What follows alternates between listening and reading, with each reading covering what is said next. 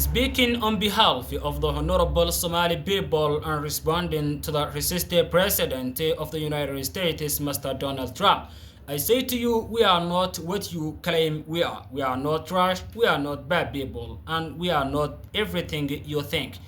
We are good people, hardworking and resilient. Your filthy words describing us will never change the fact that we are a dignified community. America also may have a bad people, but that does not mean the entire community is bad.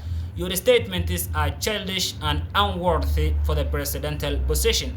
I am disappointed to see an American president with such poor judgments. Where is the civilization you used to boast about? Where is it? Everyone must know this is the reality of Donald Trump. Donald Trump is an uneducated man, really is an uneducated man. He doesn't deserve to be the president of the United States. Maybe the mega people. I am telling you, Mr. Trump, to stop the false accusations you directed the honorable Somali people.